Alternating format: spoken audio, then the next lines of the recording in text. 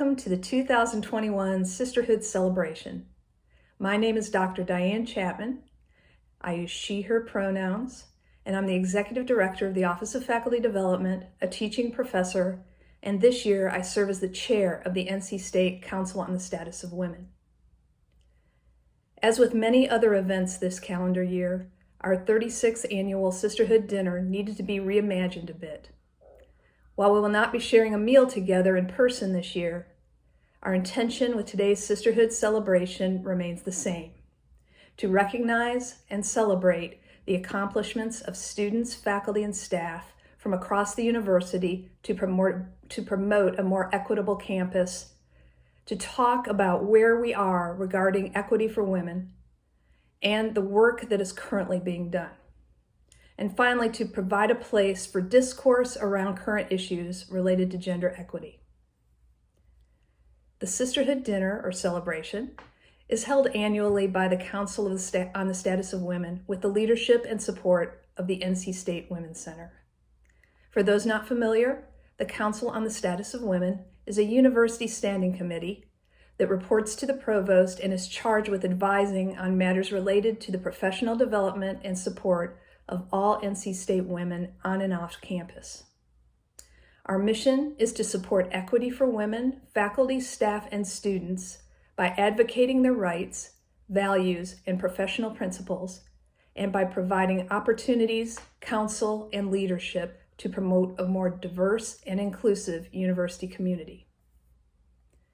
In addition to myself, the leadership team for the council this year consists of Ann Burke, the chair-elect, Lisa LaBarbara Moscotti with the Women's Center, and Kimberly Zagay with the Campus Community Centers. The heart of the work of the council is with the work of our subcommittees. For example, the Professional Development Subcommittee is working to identify professional development opportunities related to our mission for the campus community. The Campus Climate Subcommittee is exploring ways of enhancing and creating mentorship opportunities on campus. And the Policy Subcommittee is working to determine best ways to approach and navigate conversations around pay equity for all levels of staff and faculty. And then the Sisterhood Celebration Subcommittee has worked to put this event together. We also know there's still work to be done. Within a few days of this event, you'll receive a survey that not only asks you for your views on today's celebration, but also asks what's important to you. We encourage you to let us know what you think the council should be working on and why. You can always go to our web space at cswomen.wordpress.ncsu.edu. You can connect with us by email at the Council on Status of Women at ncsu.edu. And of course, you can contact any one of our leadership team to express your thoughts. Now on with the celebration. The theme for this year's Sisterhood Celebration is Normal Never Was. The past year has been one filled with challenges and hardships. While these have not been the same for each person, we must acknowledge the harm that has come over the past year, and some of which has been occurring for generations, before we can consider moving forward. Many are seeking to return our society back to normal, but in recognizing the impact of facing the cumulative emotional and physical tolls from our hardships, we must recognize that normal can never be as it once was, and that many perceptions of normal are interwoven in a framework of misogyny and racism. The theme for this year's 36th annual Sisterhood Dinner and will be Sisterhood Celebration 2021, Normal Never Was. We hope to acknowledge these difficult times, while also celebrating the work of incredible people at our university and beginning to rethink normal in a shared space. My personal hope is that we can move past discussions about what needs to change and focus on actions that each of us can take to enact change. We appreciate that you are all here with us this afternoon to celebrate, critically think, and reimagine together as a community. In a few moments, we will hear from Sherry Schwab, Vice Provost for Institutional Equity and Diversity. She will be followed by voices within our community. Many thanks to those of you who submitted your community stories. a way to engage and paint a picture of not only what this year has been like for you, but also how you want to reimagine normal. Finally, we get to celebrate. We are so excited to share with you all the nominees for the Equity for Women Awards, and of course, announce our winners. So, while we're not together in person, we do hope that this event will be as celebratory and reflective and in this virtual format. While what you are about to see are pre-recorded segments, you do have the opportunity as a community to engage via the chat function. We do, of course, ask that you honor the space and the intentions that we have set and utilize the chat in ways that uplift those goals. We encourage you to shout out and congratulate your peers on Equity or Women Award nominations, acknowledge and provide support and solidarity for the community stories that will be shared, and to help us as a community see and hear not only where we are doing well regarding gender equity, but also where we need to continue to evaluate and find places for improvement. Thank you for joining us. Welcome everyone to this year's Sisterhood Celebration. I am so grateful we can come together in a virtual format, though to be honest, I miss seeing all of you. And I definitely miss the excitement and energy of the traditional sisterhood dinner. I want to offer my gratitude and appreciation for the Council on the Status of Women who have worked so hard to ensure that this tradition of coming together and celebrating gender equity at NC State continues. And I want to recognize the council members for your great work all year round. Our theme this year is Normal Never Was, a nod to a passage by author and activist Sonia Renee Taylor. A part of that passage reads, "We will not go back to normal. Normal never was. We are being given the opportunity to stitch a new garment, one that fits all of humanity and nature." Her quote goes on to help lift us out of the dark places we've all spent time in over this past year. We're encouraged to dream about what could be and to explore what our roles are in building that new normal for ourselves and others. I love this passage because it focuses on hope while naming the true realities of these challenging times. I'm reflective of the support and community care that has been provided by so many across the university. Conversations naming the inequities of race and gender that needed to happen, even though they are hard. And spaces and efforts for support and healing during the past year that we want to carry forward in our new normal. While many other universities scrambled to stand up new methods of support in response to the pandemic, NC State already had in place resources like paid parental leave, shout out to the council on that, as well as Feed the Pack Pantry, the Student Emergency Fund, and the Survivors Fund, just to name a few.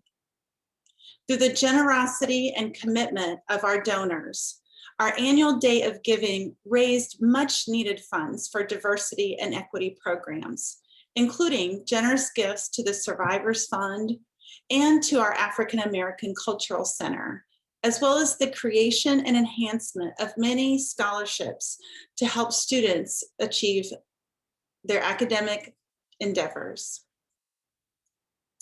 NC State employees donated over 17,000 hours of leave to support other employees, many of them women, in need of time off to care for themselves or family members impacted by COVID, or to manage homeschooling responsibilities for their children.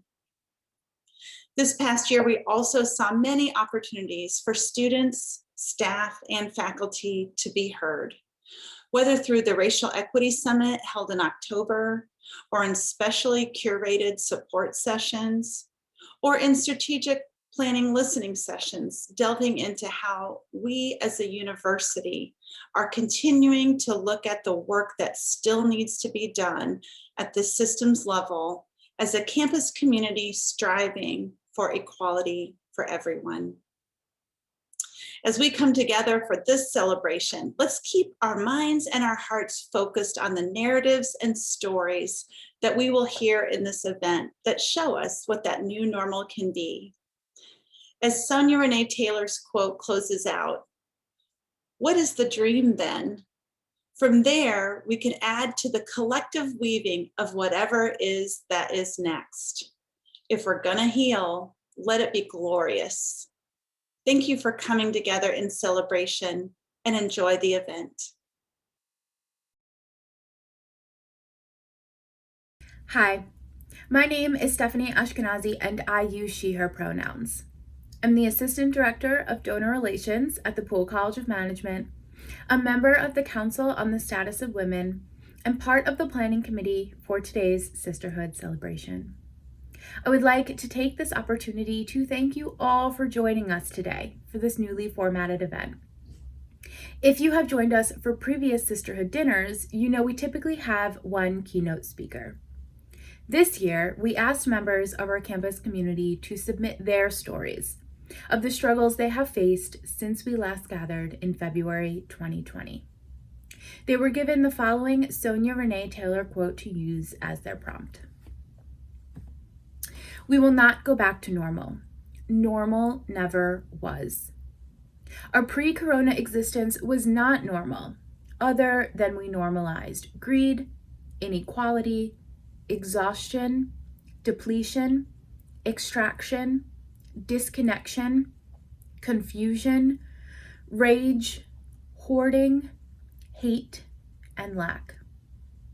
We should not long to return, my friends. We are being given the opportunity to stitch a new garment, one that fits all of humanity and nature." Today you will hear from 3 campus community members: Lindsay Haynes Maslow, Angel Abat, and Angela Gay Audrey. Each come with their own stories of the struggles they have faced before and during the multiple pandemics we have encountered this past year. Their stories are personal and vulnerable. They touch on topics such as eating disorders, sexual assault, mental health, and racism. This portion of the event will take place for approximately 13 minutes. We ask that you please take care of yourselves. Walk away or turn off the computer if you need to. And join us after this portion of the event for the Equity for Women Awards. We would also like to remind you that the chat function is available for you all to show support for today's speakers and each other. First, we will hear Lindsay's story. Sonia Renee Taylor once said, "Normal never was, and we should not long to return." I've spent half my life secretly battling an eating disorder, while all the while publicly promoting messages of health and wellness. To me, I never felt normal. Because is it normal to step on your bathroom scale and regardless of what number you see, you ask yourself why that number isn't lower?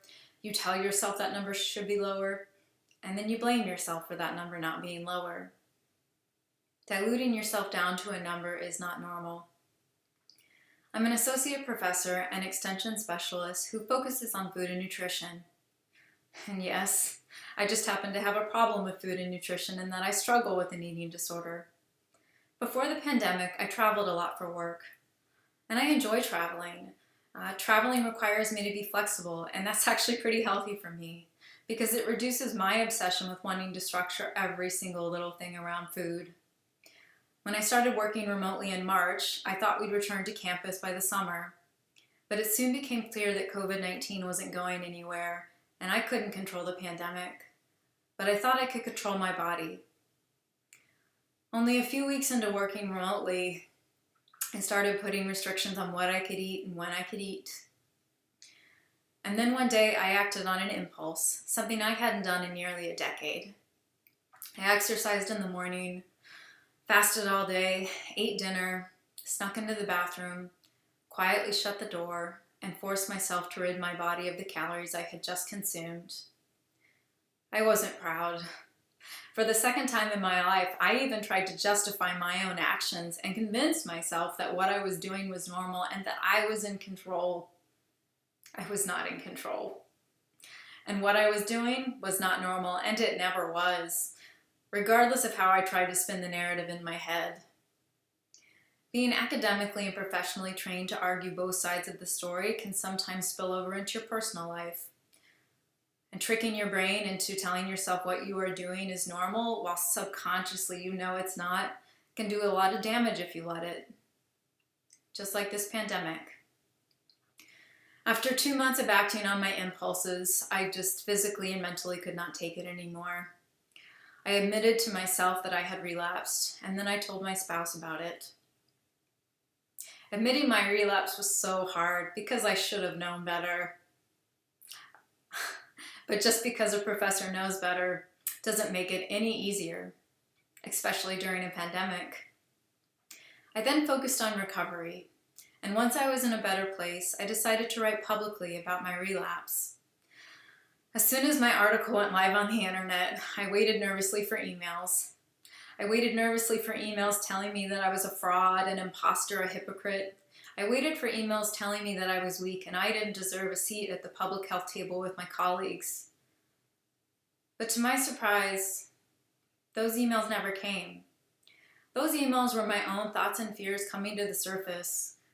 Those emails were my own words being read back to me. However, I did receive emails. I started receiving dozens of emails thanking me for what I had written.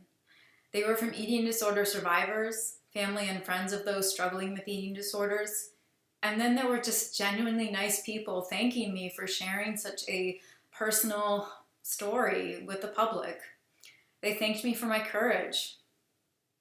At the time, I didn't think I was doing anything courageous at all. If anything, it was a public admission of guilt, and it was a plea to prevent others from experimenting with deadly and dangerous eating disorder habits. COVID-19 shook me and this country to our core. But it also just showed that we had problems that we didn't ever solve. We never really addressed them. It just reminded us, and it revealed all the cracks in a system we created to distract ourselves from really addressing the root of the problem. Looking back at how I've coped over the past decade with my illness has forced me to pause and truly recognize that I have plenty of work to do. I will always be in recovery for the rest of my life. This pandemic reminds me a lot of my bathroom scale. It represents a number that broke me and continues to challenge me. So just like that scale, I'm not going to let it destroy me, although I have tried to destroy it. But I will turn to focusing on the root of the problem, because obsessing over a number was never normal, and I should not long to return. Thank you.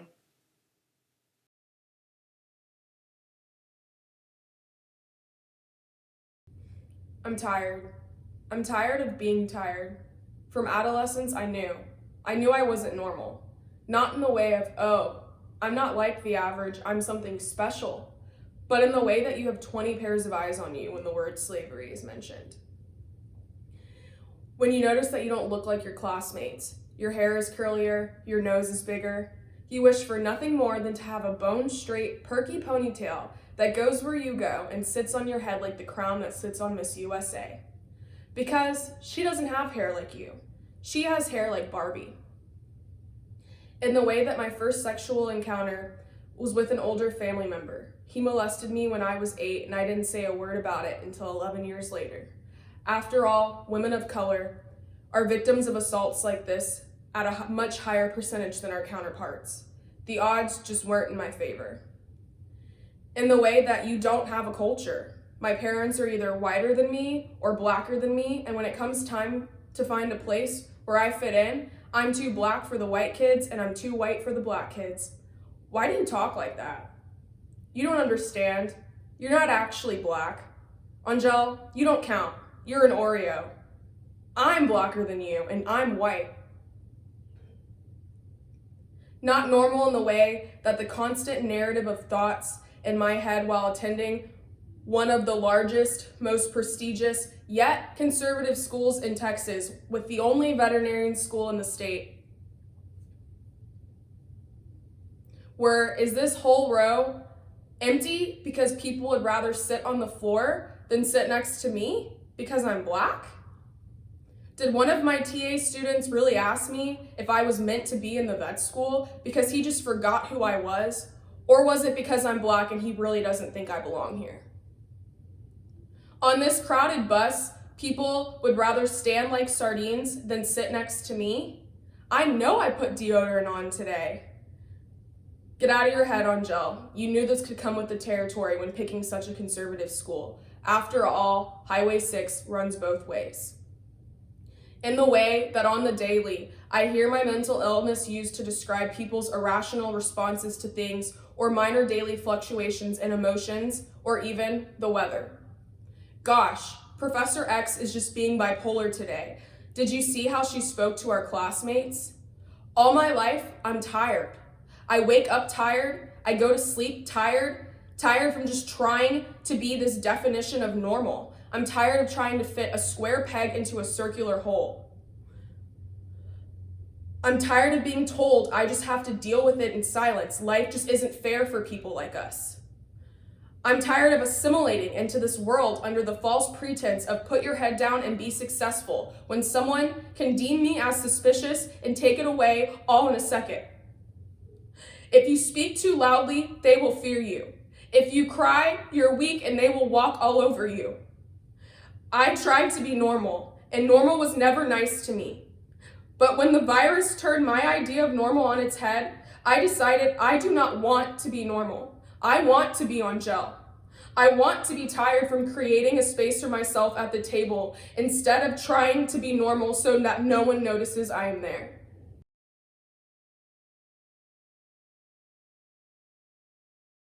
The only stories I know about normal are the ones that suffocate. Still breath fills mouths with iron, angels on t-shirts, salt on cheeks hold prayer. For Black folks, the idea of normal is an assimilation that swells at the back of our throats. Scene 1. I sit in a meeting, present, 2 Black folks, 2 white folks, myself. At the end of a long day, I come hopeful, ready to imagine, to pose problems, to create together solutions, to see our work move, expand. After the meeting, I cry. Lament disappointment into the hem of my sweater, recognize that normal will talk over and diminish you, begin to alter your significance, cause you to take from yourself. Doubt who you are, quiet your own voice, make you believe what you offer does not matter. Scene 2 is a memory. Time rewinds 16 years. I sit in a classroom alongside peers, take in their innocent, ignorant laughter and the privilege of normal. Feel very alone. Finally acknowledge I ain't never been normal, and the lack thereof had followed my family since long before my memory was formed in the womb of a working mother, leaving second jobs at the break of dawn, sick with exhaustion, hands tied, trying to create normalcy for 2 little Black girls who didn't know normal was a thing we weren't, nor a thing we could never be. Until the lack of normal killed one, tried to steal the hope of the other. My people ain't never been normal, cast aside, too country, too poor, too Black for normalcy. The ambiguous concept used to color inside the lines of 2-parent households, white picket fences, plastered smiles, summer parties, and fancy cars that take normal 2 days at the lake, picnics, gives it syrup for the cough, hugs for the fear, kisses for encouragement, rest when tired. Scene 3. I look around my community. Nope. Ain't nothing normal when you got to get it out the mud, stand 10 toes down in the hustle, wondering what will normal ask me to sacrifice today. Scene 4. I think a bad deal was made for the sake of normal. The shift from the American dream to colonial scheme was slick. Normal rewrote a country's history of genocidal oppression. You know, when treaties were signed for the intent to destroy a people and we called it ordinary, the expected, standard, the everyday. We let normal come to the cookout. Although it privileges only the blind eye, define us through lack, weathers us with clouded intention and routine expectation. Normal tries to make our power feel like an imposter, less alive. I sit with abnormal, use it to fight against my fears, deliberately work through anxieties, write myself back into existence, create space for the truth. Normal wasn't created for beings like me. Scene one, for the first half of that meeting, I sat in confusion, unable to name what was happening to me, what was rising up, what was shrinking. I sat in that empty feeling of fight or flight, oscillating in my power, reminded that there ain't no justice in normal, and that I exist along Lucille and countless others on the bridge between starshine and clay, my one hand holding tight the other hand, saying, like a celebration, a flex of my power, a liberation, normal ain't and never was. Yet still, I am.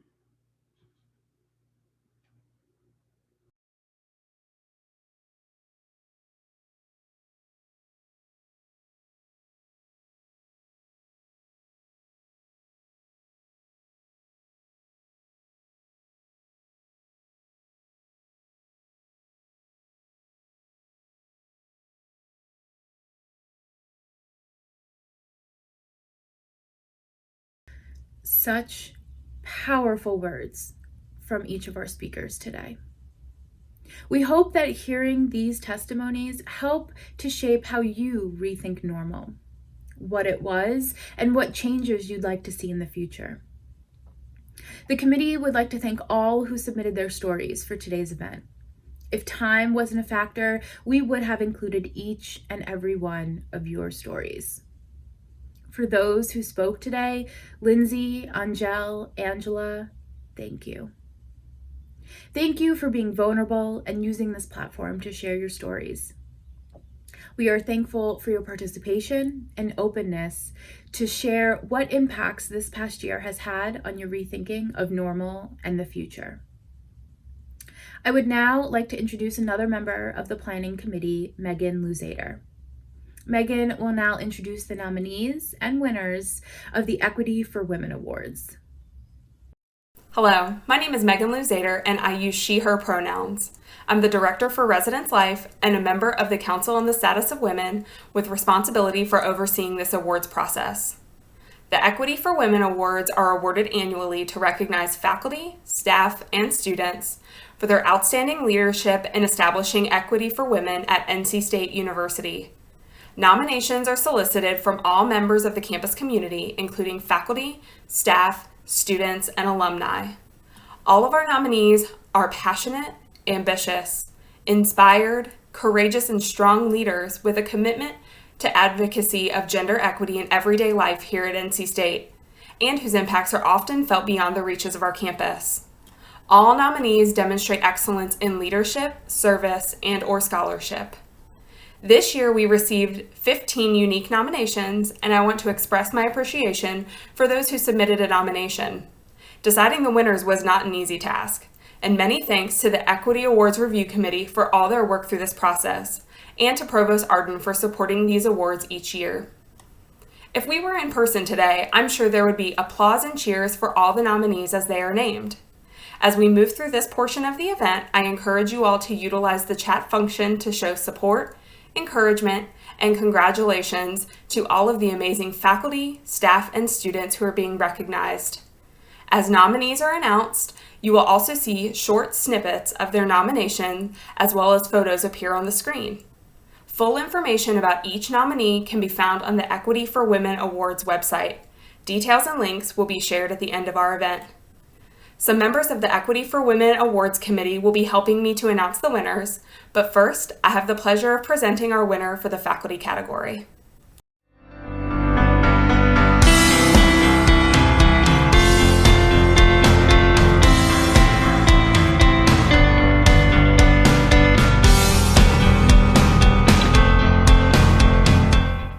This year's nominees for the faculty category are Dr. Lena Battistoli, Dr. Emily Berglund, Dr. Laura Bottomley, Dr. Gail Jones, and Jill Sexton. The 2021 Faculty Equity for Women Award goes to Jill Sexton. To highlight a portion of Jill's nomination, her scholarship through state and national presentations focused on creating women in technology groups and lessons learned when leading in crisis contributed to improving DEI efforts on our campus, the UNC system schools, and at the national level for advancing women in technology. In her leadership role in the women in tech community, Jill is an active part of trying to bring about change on our campus so that women feel more empowered, connected, and included, even while dispersed across campus, sometimes the only woman on their local IT teams. Jill cares deeply about creating a culture where staff are able to learn and grow and have opportunities to shine. Jill views her role on the library's leadership team as a voice in ensuring that opportunities and recognition are distributed equitably across staff. Jill's daily work as a manager, leader, committee chair, and active community member advances equity for women on our campus every day, and we are better for it. Please help me congratulate Jill Sexton.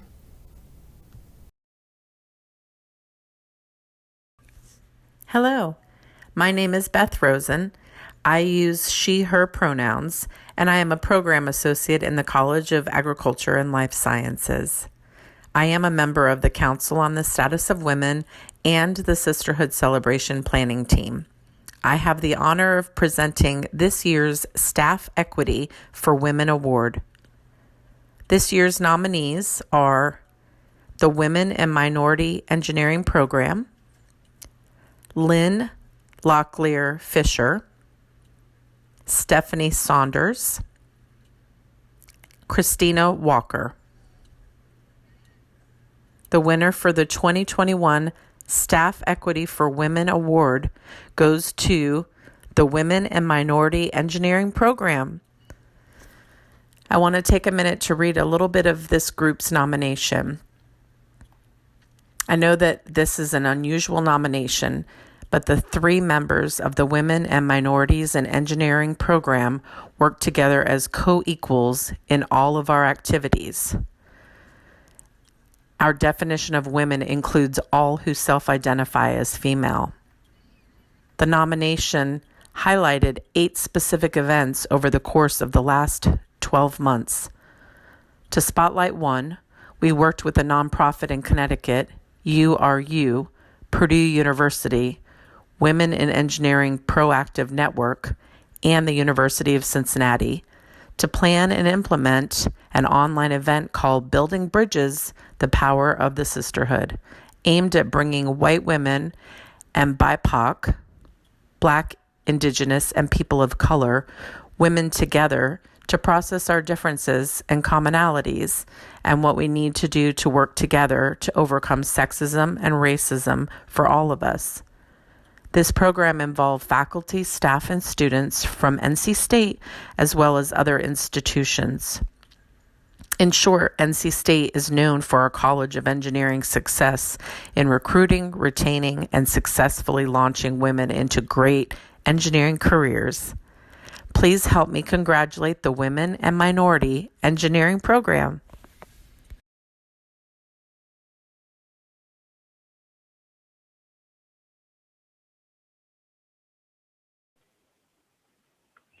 Hello, my name is Donna Petherbridge, and I use she, her pronouns, and I am the Associate Vice Provost for Academic Technology Innovation in Delta. I am a member of the Council on the Status of Women and the Sisterhood Celebration planning team.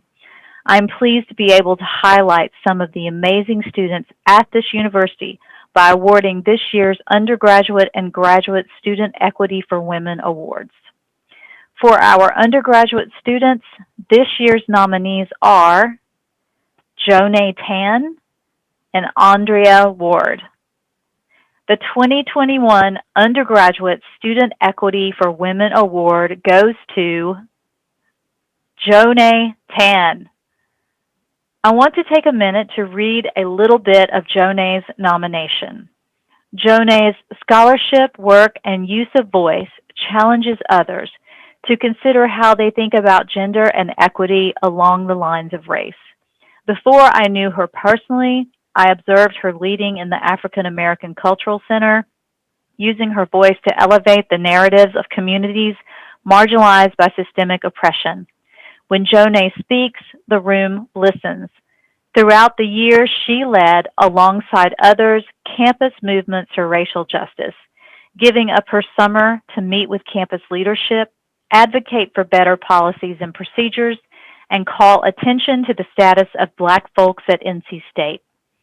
She leads with integrity and works to bring in multiple perspectives to her work. She works relentlessly to create an impact so as to ensure the voices of the most minoritized are heard. When called upon to lead work, she does so in ways that elevate the original design and always ensures she is creating space for others to lead and to be heard.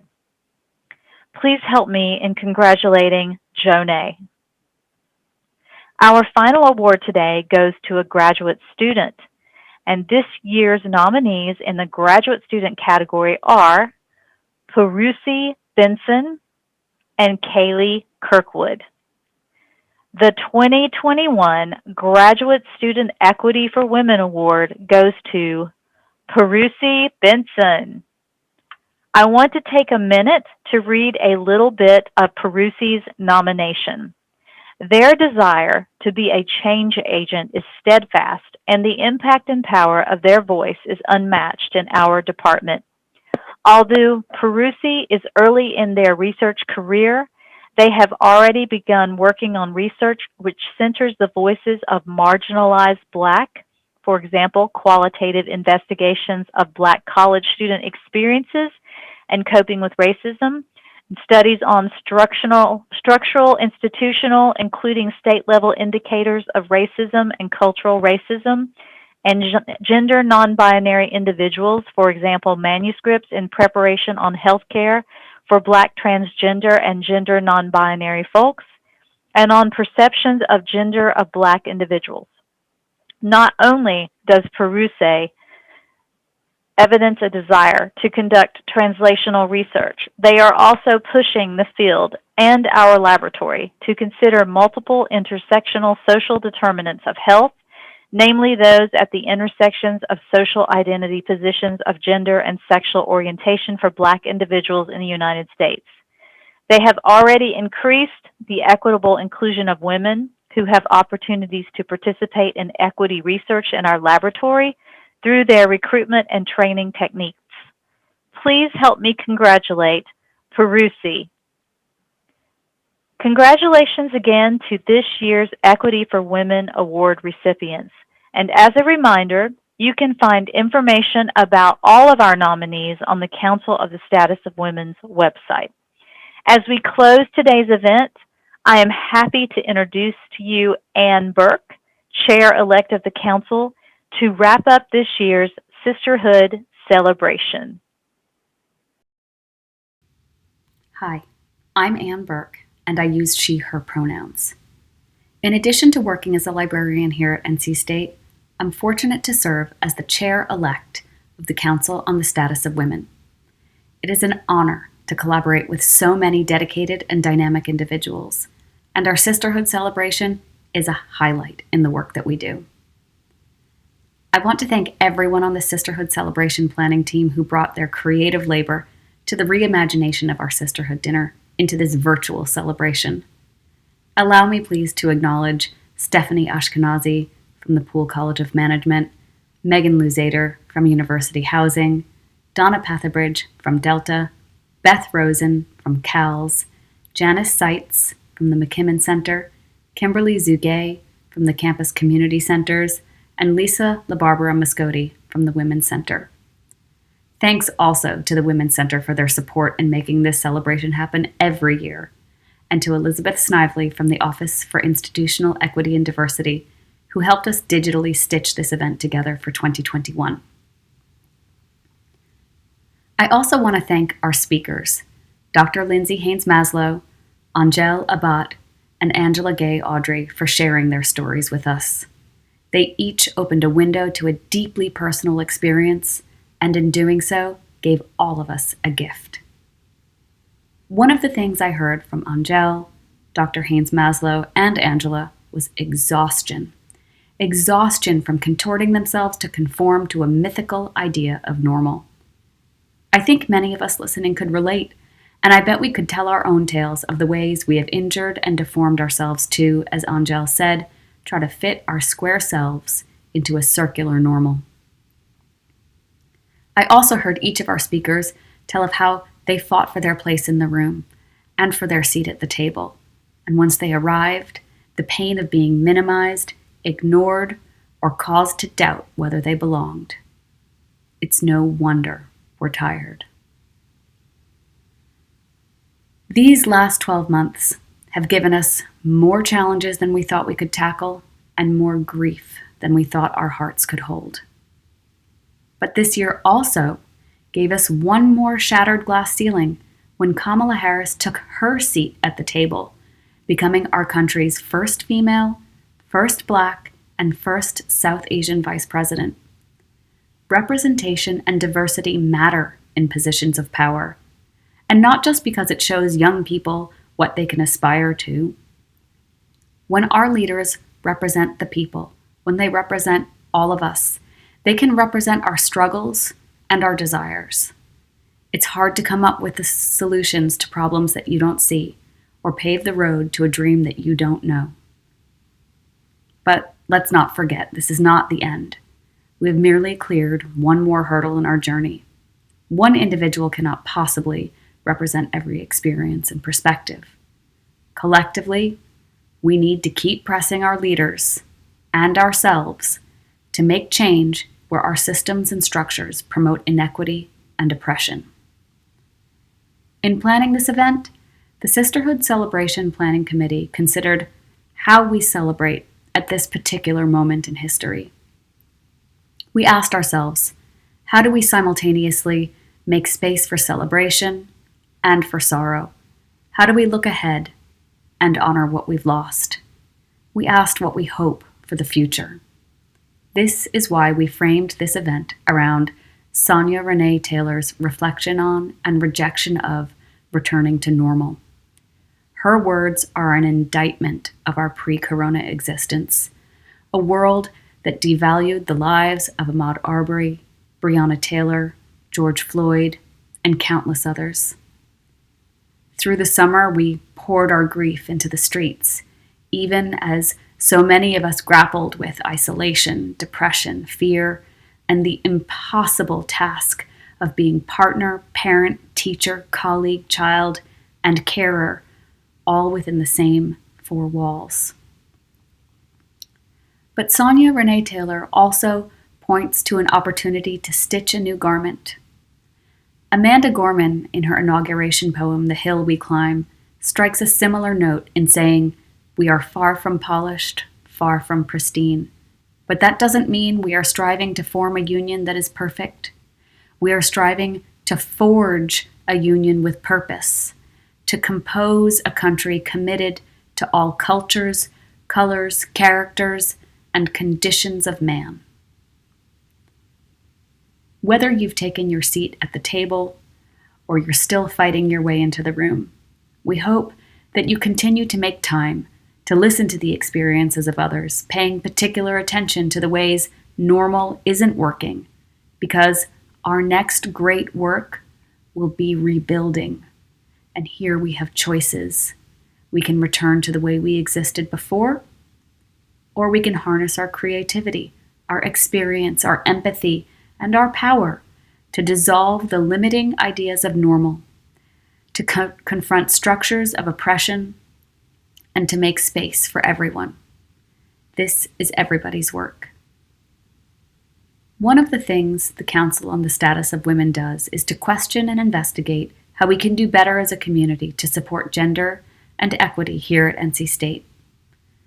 We heard today from 3 remarkable individuals who have helped us fill in more of the picture, showing us how Normal can constrain, limit, and inflict pain. Next, we want to hear from all of you. In the next few days, you'll receive an email with a survey from the Council on the Status of Women, where we invite you to share your input and experience to help us learn where our focus needs to be and where we need to direct our efforts. Thank you in advance for your insights and opinions, and thank you for joining us today. I look forward to seeing you all next year, hopefully in person.